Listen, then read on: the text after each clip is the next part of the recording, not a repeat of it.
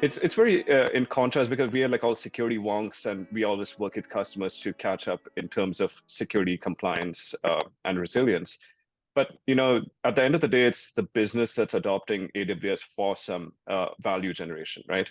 And so we often see that developers or even data engineers and AI and ML scientists in this day and age, they are the early adopters of these new technologies. They're so excited to see this new technology.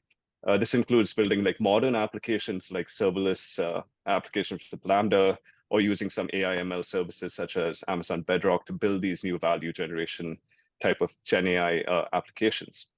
And so we're seeing like IT and security stakeholders in this catch-up mode, trying to understand these new technologies to even build a threat model. But they also want to ensure that, okay, the business has moved to the cloud. They want to get some value out of it, and so we can't like be the ministry of no.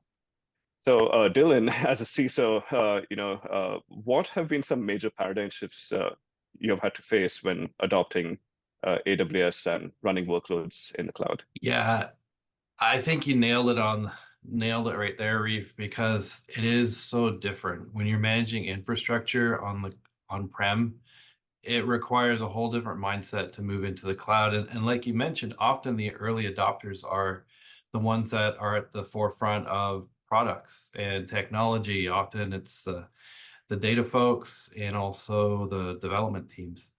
But infrastructure and security especially really need to catch up.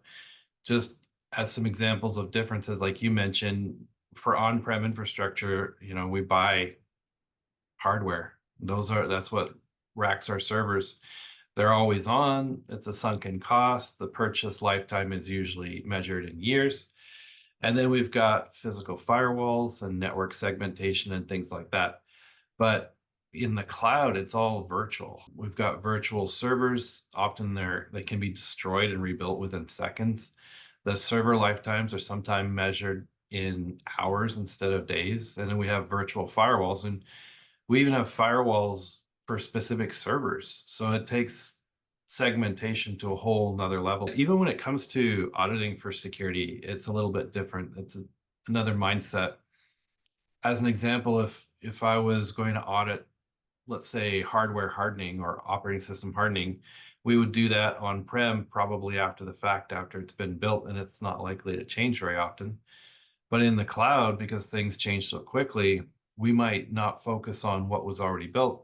We might focus on, well, the build scripts themselves.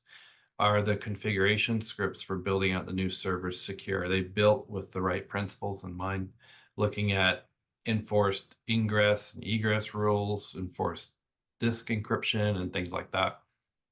So it's a different mindset, and I really like it, to be honest. But for people who've been in IT for a long time, it's something we have to get used to.